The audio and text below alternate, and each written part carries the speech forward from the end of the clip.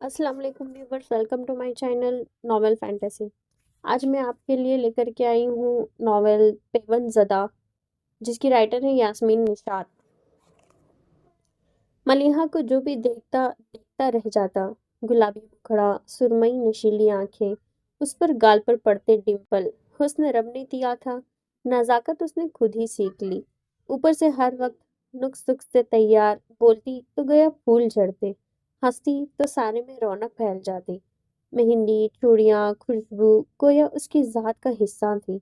गोरे गोरे हाथों पर मेहंदी यूं खिलती जैसे इश्क हो।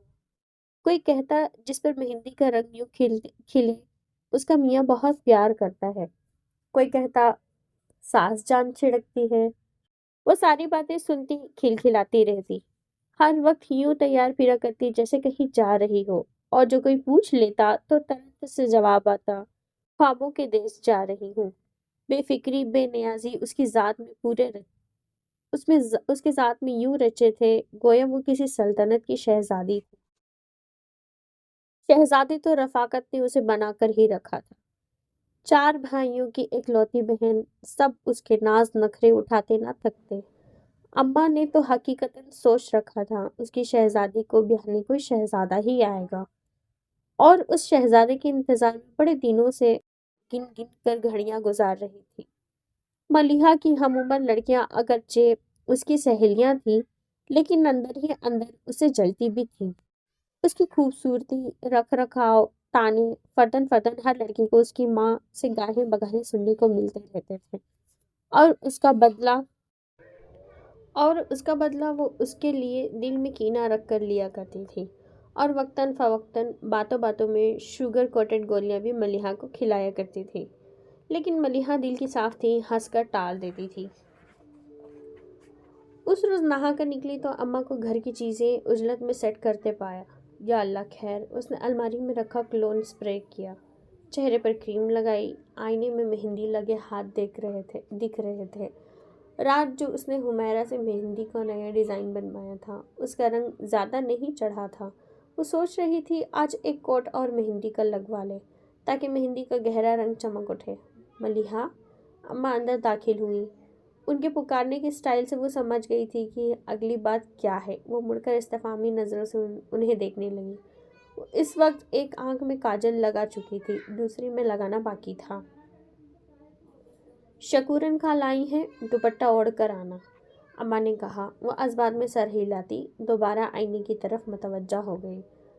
उसे आईना देखना बहुत अच्छा लगता था। कभी नहीं हुआ था कि आईना ने उसे बुरा कहा हो। वो घूम घूम कर आगे पीछे हर जाविये से आईने में खुद को देखती, और आईना हर बार उसकी तारीफ में ज़मीन आसमान के खलाबे मिलाता। अरे हाँ ना, वो तारीफ के मुस्तहिक है। वो खुद कलामी करती। तैयार तो वो थी ही, गीले बालों को पुष्ट पर यूं ही खुला छोड़कर उसने सर पर रेड शिफॉन का दुपट्टा सलीके से जमाया और खुद को सराहती इस छोटे से कमरे में आ गई जिसे वो बैठक और लोगों के लिए ड्राइंग रूम कहा करते थे। अम्मा शकूरन के साथ एक और खातून और लड़की भी मौजूद थी। वो सलाम करके अम्मा के साथ ही सोफे पर टिक गई। खातून की नाकदाना नज़रें उसका तवाफ कर रही थी, और लड़की भी अपनी चील जैसी निगाहें उस पर गाड़े बैठी थी। थोड़ी देर बाद ही अम्मा ने आग से उठकर जाने का इशारा कर दिया। वो माजरत करते बाहर आ गई। तौबा, ऐसे देखती है जैसे उन्हें बहू नहीं कुर्बानी का बकरा खरीदना हो। बाहर आते ही उसने गोया खुलकर सांस लेते हुए सोचा, ये उसे देखने आने वाली कोई चौथी फैमिली थी। उसे 17वां क्या लगा, रफाकत की तो मानो नींद ही हराम हो गई। मजीद ये कि उसने एफए के बाद तालीम को खैराबाद कह दिया था। सारा सारा दिन इधर उधर चौकड़ियाँ भरती वो उन्हें सख्त नापसंद थी। वो लोगों की कोई बात सुनना गवारा नहीं करती थी, इसलिए मलिहा के हुस्न से खौफजदा थी और चाहती थी जल्दी उसके जोड़ का रिश्ता मिले और वो इज्जत से अपने घर का करे। खाला शकूरन ने भी बड़ी तारीफ की थी। अच्छी अमीर फैमिली का लड़का था, अच्छी पोस्ट पर, मुख्तसर सा खानदान। उन्हें बस खूबसूरत लड़की दरकार थी। हुस्न सीरत होती तो सोने पे सुहागा। वो लोग जाते हुए उम्मीद का दिया उनके हाथ पर थमा गई। उन्हें मलिहा बहुत पसंद आई थी, बस वो लड़के की मर्जी जानना चाहती थी, और उसमें भी उन्होंने बहुत दिन नहीं लिए। 1 हफ्ते बाद ही उन्होंने मंजूरी की सनद दे दी। रफ़ाकत के दिल में खुशी के फूल खिल उठे। उस स्टेटस में अगरचे हम पल्ला नहीं थे, लेकिन उन्होंने फिर भी मलिहा को ट्रक पर भर कर जहेज दिया। उन्होंने बहुत कुछ बना रखा था मलिहा के लिए। मलिहा को भी हाशिर की तस्वीर पसंद आई थी, जो कि इधर से भिजवाई गई थी। 2 पीस में हाशिर साहब भी दमक ही रहे थे। किसी ने तारीफ की, किसी ने दिल जलाने वाले रिमार्क्स दिए। फिर भी शादी हो ही गई। मेहंदी और बारात इस तमतराक से आई कि मोहल्ले वालों ने दांतों तले उंगलियां दबा ली। यूं लग रहा था जैसे हकीकत नहीं ड्रामा हो। अब तो सबको ही मलिहा की किस्मत पर रश्क आने लगा था। शहजादी को ब्याहने वाकई शहजादा आ गया था। वो दुल्हन बनी क़यामत ढा रही थी। केहनियों तक मेहंदी की बेल बूटे उसने खुद शौक से बनवाए थे। सब ने कैसे कैसे तारीफ की थी। सुर्ख लहंगे में वो खिली पड़ रही थी। रुखसती हुई। रफ़ाकत का घर सूना हो गया। रौनक हाशिर मियाँ के कमरे में जा उतरी। हाशिर मियाँ देख तो चुके थे, दुल्हन बेगम बात बे बात हंसती हैं। दुल्हन बेगम के हाथों पर खिली पड़ी मेहंदी, नेल पॉलिश से रंगे हाथ, अंगूठियों से मज़य्यन अंगुलियां दुल्हन के खुद परस्त होने का पता दे रही थी। हाशिर मियाँ खुद क्या किसी से कम थे, और मगलूब होना तो उन्होंने किसी से सीखा ही नहीं। इसी एहसास के तहत उन्होंने कमरे में आते ही जो बयान जारी फरमाया सुनकर दुल्हन बी ने खुद ही घूंघट उलट दिया। हैरत भरी सुरमई आंखें हाशिर मियाँ पर यूं गड़ी थी जिसे अभी तड़ातड़ फायर ही दे मारेंगी। मैंने कहा, अच्छे खासे साफ सुथरे हाथ मेहंदी से खराब करने की क्या तुक बनती है? बात दोहराई गई। मलिहा ने अपने बेतहाशा खूबसूरत हाथों को देखा। वो समझ रही थी हाशिर उसके मेहंदी भरे हाथ थाम कर तारीफों के पुल बांध देगा, और शायद हाथ थामे वो उम्र ही बता दे। और इधर जैसे किसी ने गुब्बारे में कील घुसा दिया हो। वो अब भी बेयकीनी से हाशिर को देख रही थी। अब हाशिर को सजी संवरी दुल्हन खूबसूरत तो लग रही थी, लेकिन उसके अंदर का जो खुद परस्त मर्द था, और अम्मा की पोटली, मुझे आज तक समझ नहीं आई इतना मेकअप और जेवर क्यों लाद लेती हैं लड़कियां अपने ऊपर। अब वो बेड की पाइंती पर बैठा रेस्ट वॉच उतार रहा था, और मलिहा को अपना आप चौकन्नर महसूस हो रहा था, सुर्ख जोड़े सुर्ख मेकअप की वजह से। और क्या खबर अगला जुमला उसका यही हो। मलिहा चुपचाप उठी और वॉशरूम जाकर मुंह धो आई। अब के हाशिर मियाँ की आंखें फटी थी। दुल्हन से इस रद्द अमल की तवक्का नहीं थी। हाशिर मियाँ के दिल की तो खैर कुछ नहीं हुआ, अलबत्ता पंदार को ठेस जरूर लगी थी, और अच्छी खासी लगी। अपने अल्फाज की तलखी अक्सर बुला दी।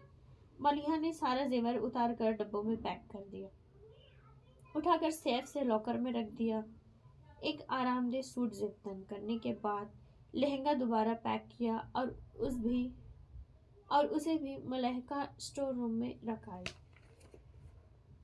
इस वक्त उसे एक डाइजेस्ट या किताब की कमी शिद्दत से महसूस हो रही थी। काश दूसरी ज़रूरी अशिया के साथ वो ये भी लेकर आती। हाशिर मियाँ तो दिल बर्दाश्ता होकर मोबाइल पर बिजी हो चुके थे। मलिहा ने भी लंबी तान ली। यूं ये खूबसूरत वक्त दो आना परस और खुद पसंद लोगों के फितरत के नज़र हो गया। अगले दिन हाशिर मियाँ के उठने से किबल ही वो चीज़ी का गोटा लगा। हल्का फुल्का सा सूट पहने बाहर सहन में मौजूद उसकी भतीजियों भांजियों के साथ गपशप लगाते मौजूद थे। सास ससुर निहाल की कैसी घुल मिल जाने वाली बहू मिली। नंदे खुश कि दुल्हन खूबसूरत है मगर नखरे वाली नहीं। हाशिर मियाँ ने खुली खिड़की से आधा घंटा तो ये मंजर मुलाहिजा किया, फिर बर्दाश्त खत्म हो गई और लगे आवाज़ें देने, मलिहा मलिहा मली لو جی 1 منٹ لگا وہ ملیحہ سے ملی ہوگی۔ ملیحہ فرما برداری کے تمام ریکارڈ توڑتی روبرو یار تھی۔ حاشر نے ناقدانہ جائزہ لیا۔ آج اس کا چہرہ میک اپ سے مبرا تھا۔ ریڈ گرین چیزی کا گوٹا والا سوٹ یہ اس کی عزیز جان سہیلی نیمرا نے اپنے ہاتھوں سے تیار کیا تھا۔ اس کے گورے پاؤں کولہاپوری چپل میں موفق تھے اور اس کی کوئی شک نہیں تھا بہت خوبصورت لگ رہے تھے۔ آپ نے بلایا تھا؟ حاشر نے نظروں سے تولنے والا کام جاری رکھا تو ملیحہ نے پوچھ ہی لیا۔ ہاں وہ حاشر ایک لمحے کو گڑبڑایا۔ میں نے تمہیں کچھ سمجھایا تھا، بیٹھو۔ سامنے اشارہ کیا۔ وہ سنگل صفحے پر ٹک کر بیٹھ گئی، یوں کہ اس کے مہندی لگے دونوں ہاتھ گود میں دھرے ہوئے تھے، سر جھکا ہوا اور دوپٹے سے مزین۔ دائیں پاؤں کا انگوٹھا مضطرب انداز میں ہلاتی وہ جی جان سے شاہی فرمان سننے کے لیے منتظر تھے۔ تم پرفیوم کون سا لگاتی ہو؟ سوال آیا۔ ہائے، اس نے جھٹ سے سر اٹھایا۔ جینٹس پرفیوم لگاتی ہو؟ آہستہ سے کہہ کر اس نے قدر توقف کیا، پھر بولی، اماں کہتی ہیں عورتوں کو خوشبو لگا کر باہر نہیں نکلنا چاہیے، مرد متوجہ ہوتے ہیں تو گناہ ملتا ہے۔ میں نے جینٹس لگانا شروع کر دیا تاکہ مرد متوجہ نہ ہوں، معصومیت بھرا جواب دیا۔ حاشر کا دل چاہا اس لاجک پر دل کھول کر کہا لگائے، لیکن ضبط کر گیا۔ اماں کی تھمائی پوٹلی ٹن ٹن بجنے لگی تھی۔ تو لگاؤ ہی مت، وہ کہہ کر لیٹ گیا۔ اب یہ لگاؤ مت والا فرمان ناقابل ہضم تھا۔ اس کا تو سنگھار پرفیوم لگائے بغیر پورا ہی نہیں ہوتا۔ اس ایک رات میں ہی وہ جان گئی تھی شہزادے کے سنگ رہنے کے لیے اسے بہت کچھ چھوڑنا پڑے گا، اور وہ ذہن میں حساب لگاتی پھر رہی تھی کہ کیا وہ آسانی سے چھوڑ سکے گی۔ شام کو ولیمہ تھا اور ولیمے کے بعد اسے اماں کے ساتھ جانے کا ارادہ رکھتی تھی۔ مکلاوا چوتھی کی رسم حاشر میاں نے بڑے پیار سے سمجھایا۔ اتنے سال اماں بابا کے ہاں رہ کر جی نہیں بھرا تمہارا؟ بس رہنے دو، میں کیسے سوؤں گا تمہارے بغیر؟ ارے اللہ، ہائے، جیسے رات کو سوئے یا پھر اب تک کی پچھلی ساری راتیں؟ وہ سوچ کر رہ گئی۔ وہ سمجھ گئی اس محل میں رہنے کی جو شرائط و قواعد لاگو ہوں گے اسے نبھانے پڑیں گے۔ اسے سہولت سے اماں کو منع کر دیا اور وعدہ کیا مہمانوں کے جاتے ہی وہ رہنے آئے گی۔ اماں بآسانی مان گئی، کوئی بدمزگی نہیں ہوئی۔ ولیمہ کے اگلے روز وہ لوگ 3 دن کی ہنی مون پر مری چلے گئے۔ ان 3 دنوں میں بھی نہ وہ حاشر سے بے تکلف ہو سکی نہ اس سے خوش۔ اسے اس کا کچھ بھی اچھا نہیں لگتا، اس کا دوپٹہ اوڑھنا، اپنے آپ کو سمیٹ کر چلنا۔ تیار تو وہ پہلے بھی نک سے رہتی تھی، لیکن حاشر میاں کو اس کی تیاری میں پینڈو ٹچ نظر آتا۔ دوپٹہ سر پر مت لو، مائی کی لگ سے جان چھڑاؤ، اور یہ ڈھیلے ڈھالے کام والے کپڑے، اف توبہ، ہلکے رنگ پہنا کرو۔ بلکہ اگر جینز اور ٹائٹس پر ٹاپ پہن لیا کرو تو اچھی خاصی لگو گی۔ شہزادے کے خیالات کچھ زیادہ ہی آزادانہ تھے۔ جینز اور ٹاپ کو سن کر ہی وہ لرز گئی۔ کہیں شہزادے کے خیالات کچھ زیادہ ہی آزادانہ تھے۔ جینز اور ٹاپ کو سن کر ہی وہ لرز گئی، کہیں وہ سچ مچ ہی پکڑ کر پہنا ہی نہ دے۔ اماں نے یہ تو دیکھا لڑکا شہزادہ ہے، یہ نہ سوچا اس شہزادی کی شہزادی سے نبھا کر بھی پائے گا یا نہیں۔ وہ عام سے محلوں میں رہنے والی لڑکی اور وہ پوش ایریا کا ماڈرن لڑکا، گویا اس لباس میں اس کی دونوں نندیں بھی کم و بیش ملبوس ہی نظر آتی، لیکن ملیحہ کے لیے یہ سب ناقابل قبول تھا۔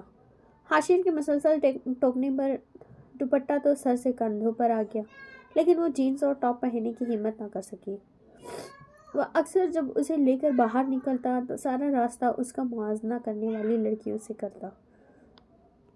اس دن بنا بتائے اسے سیلون لے گیا اور ہیئر سٹائلر فائزہ سے اس کا جدید ہیئر کٹ بنوایا۔ ملیحہ کی شکل میں نئے हेयर स्टाइल से वाज़ा चेंज आया।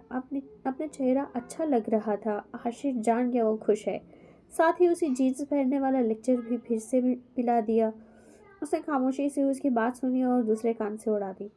वो हैवी काम वाले कपड़े पहनना छोड़ चुकी थी। ज्वेलरी, मेकअप और तो और हाथों पर मेहंदी लगाना भी, जिसका उसे सबसे ज़्यादा दुख था। फिर भी वो ऐसा कोई काम नहीं करना चाहती थी जिससे हाशिर को दुख हो। लेकिन इस सब के बावजूद हाशिर उससे खुश नहीं था। बच्चे हो गए, वो उनमें मसरूफ़ हो गई। सास ससुर, शौहर, बच्चे, नंदों का आना जाना, मसरूफियत में ऐसे गुम हो गई कि अपना सरापा ही भुला दिया। वो हर वक्त निक सिक से तैयार मलिहा कहीं पीछे ही रह गई थी। एक माँ, बहू, भाभी ही जिंदा बची थी। बच्चों की फरमाइश, सास ससुर का परहेजी खाना, हर वीक एंड पर दावतें, उसके पास वक्त ही नहीं बचा कि एक घड़ी रुक कर आईने में अपना सरापा ही देख लेती। गुजरते वक्त ने उसका फिगर भी कदरे फर भी माइल कर दिया था।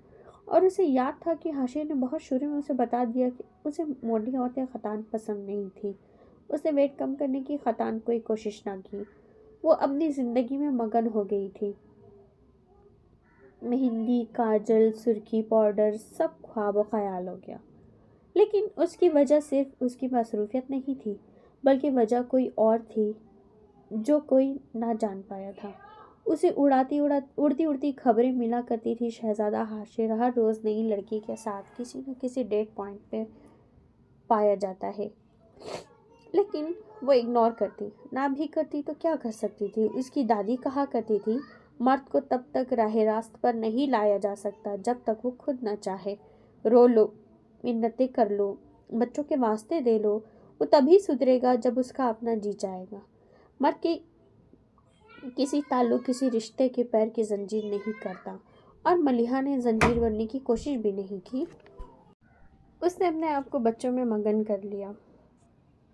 हाशिर घर आता, उसकी तरफ देखता, उसकी शख्सियत पर एतराज़ करता और लैपटॉप खोलकर अपनी दुनिया में मगन हो जाता। गुज़रते सालों में हाशिर और घर वालों के रवैये ने उसे एहसास दिलाया था कि शायद दुनिया में उससे बढ़कर बदसूरत, फूहड़ औरत कोई नहीं। वो किसी भी बात पर कूदती नहीं थी। किसी के एतराज़ को वो ख़त्म करने की कोशिश ज़रूरी नहीं समझती थी। लेकिन उसने जाना कोई भी उससे खुश था नहीं। नंदे हमेशा बड़ी भावच के गीत गाती नजर आती। वो भावच जो हमेशा उनके आमद पर या तो बाजार निकल जाया करती थी या फिर बीमारी का बहाना बनाकर हाय हाय का गलगला मचाए रखती। सर्दी होती या गर्मी, चाय का कप और टी टाइम बिस्किट का हाफ रोल, फिर भी वो बहुत अच्छी भाभी थी। सास भी हमा वक्त बड़ी बहू की तारीफ में रद्दबुल्सान थी। हालांकि कभी जो सास साहिबा इधर रहने चली जाती तो अपने रवैये से अगले ही दिन उन्हें वापस जाने पर मजबूर कर देती। और हाशिर भी तो हर वक्त निखत भाभी से मुतासिर नजर आता। तुमने कभी निकी भाभी को देखा है? वो उसके हुलिये पर नाकदाना नजर डालता। 4 जवान बेटों की माँ कहीं से भी लगती है और एक तुम हो, तान हमेशा एक तुम पर आकर टूटती है। हाँ, एक मैं हूँ। वो टूथ ब्रश करते हुए आईना में अपनी शक्ल देखती तो उसे मलिहा याद आ जाती। नज़ाकतों से भरी मलिहा जो अम्मा के घर में हिलकर पानी ना पीती और अब यहाँ कोई उसे एक घोंट पानी देने वाला ना था। उस रोज़ निम्रा आ गई, यही कोई 6-7 साल बाद। सांवली सी निम्रा का रूप ही और हो गया था। चमकता चेहरा, डाई किए बाल, ब्रांडेड कुर्ता, ट्राउजर्स में सनग्लासेस लगाए वो कोई और ही निम्रा थी। शादी ने तो उसे अक्सर बदल डाला था। उसने अपनी हैरत का इजहार किया तो वह हंस पड़ी। शादी के बाद बदलना पड़ता है अपने आप को, वरना ये जो शौहर हजरात हैं बेवफाई करने में देर नहीं लगाते। और ये तुम्हें क्या हो गया है? पीली रंगत, उड़ते बाल, मदहोश आंखें, या अल्लाह मलिहा, ये तुम हो? उसने अपने आप को गौर किया था। उसकी हालत जार पर थी। क्या हुआ? मुझे वही तो हूँ मैं। वो हंस दी, खिसियानी हंसी। नहीं, तुम वही नहीं हो। ये लहसुन प्याज की महक में डोली लड़की मलिहा इम्तियाज तो नहीं। جہاں تک میں جانتی ہوں حاشر بھائی اچھی پوسٹ پر ہیں، تمہیں فائنینشیل پرابلم بھی کوئی نہیں، کیا تم باہر نہیں جاتی ہو حاشر بھائی کے ساتھ؟ ان کے لیے تمہارا حلیہ قابل قبول ہے؟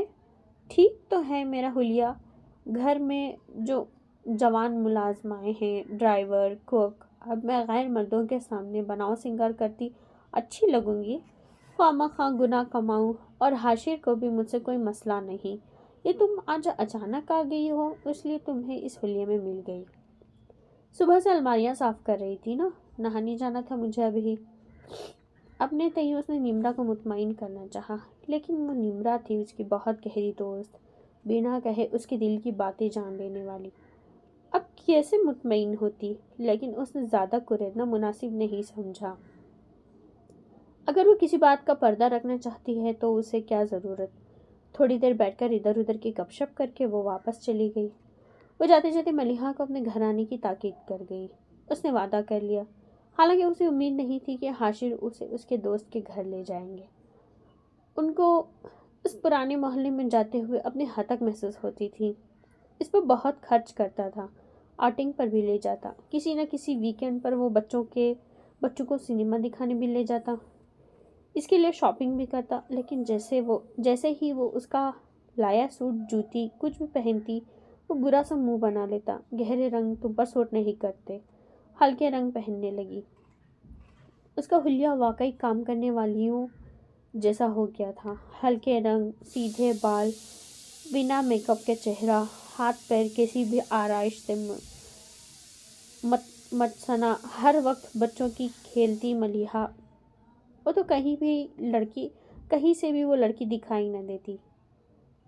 حاشر کی پروموشن ہوئی، اس نے اپنے سارے دوستوں کو فیملی ڈنر کے لیے انوائٹ کر لیا۔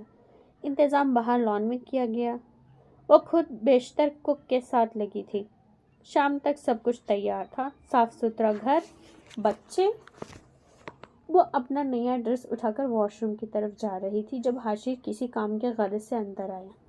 اس کو غور سے دیکھا، منتظر کھڑی ہو گئی فرمان سننے کے لیے۔ میرے سب دوستوں کی بیویاں ہائی سوسائٹی میں موو کرنے والی ہیں، فیشن سے لے کر سیاست تک، ہر ٹاپک پر بلا تکان گفتگو کر سکتی ہیں، تم کس ٹاپک پر کر سکتی ہو؟ استزادیہ پوچھ رہا تھا۔ نہیں، لہسن، پیاز، بچے، سبزی، گوشت کے علاوہ؟ اس کے کچھ کہنے سے قبلے ہی حاشر نے دوبارہ کہا۔ ہمیشہ کی طرح خاموش رہی۔ وہ جواب دے سکتی تھی، لیکن دینا نہیں چاہتی تھی۔ ہمیشہ کمال کے ضبط کا مظاہرہ کرتی۔ نہیں، میرا مطلب ہے تم ان سب میں سروائیو نہیں کر سکو گی۔ پھر بولا، آپ چاہتے ہیں کہ میں باہر نہ آؤں؟ اس نے بازو پر ڈالے کپڑے بیڈ پر رکھ دیے اور واپس مڑنے کو تھی کہ حاشر کی آواز کانوں میں پڑی۔ اب اتنا ایٹیٹیوڈ دکھانے کی ضرورت نہیں، بس جس چیز کے بارے میں نہ جانتی ہو منہ نہ کھولنا، باقی سب جانتے ہیں تم سوشل نہیں ہو، خالصتاً گھریلو عورت ہو۔ حاشر نے عورت پر خاصا زور دیا، وہ لڑائی جھگڑے کے بحث سے دور بھاگتی تھی، خاموشی سے تیار ہونے چلتی۔ بڑے سالوں بعد وہ دل سے تیار ہوئی تھی، اور باہر آتے ہی وہ رونق محفل بن گئی۔ میں بھی کہوں، حاشر نے اپنی بیوی کو اتنا چھپا کر کے کیوں رکھا ہے؟ حاشر کے ایک دوست نے بے باک نظروں سے اسے تولتے ہوئے کہا۔ وہ گھبرائی نہیں، اس نے سب مہمانوں کو ڈیل کیا، سب کے ساتھ باتیں کی، سب اس کی صلاحیتوں کے متعارف ہوئے، اور حاشر کو بار بار احساس دلاتے رہے کہ اس کی بیوی بڑی گنی ہے، وہ بہت خوش قسمت ہے، وغیرہ وغیرہ۔ پارٹی ختم ہو گئی۔ کس نے اس کے کپڑوں پر نکتہ چینی کی؟ نہ گھریلو عورت ہونے پر، لیکن حاشر شرمندہ ہونے والے مردوں میں سے تھا ہی نہیں۔ کمرے میں آتے ہی فرمان جاری ہونے لگا۔ خوش ہونے کی ضرورت نہیں، میں نے ان سب کو بتا رکھا ہے تم کس بیک گراؤنڈ سے تعلق رکھتی ہو۔ شرمانا، لجانا، خواہ مخواہ بجھ جانا تمہاری گھٹی میں پڑا ہے۔ انہوں نے دانستہ تمہارے ساتھ تمہاری فیور ڈسکس کیے، ورنہ یہ تو ان کا مزاج ہی نہیں۔ محلے سوسائٹی کا فرق تو حلیے سے ہی نظر آتا ہے۔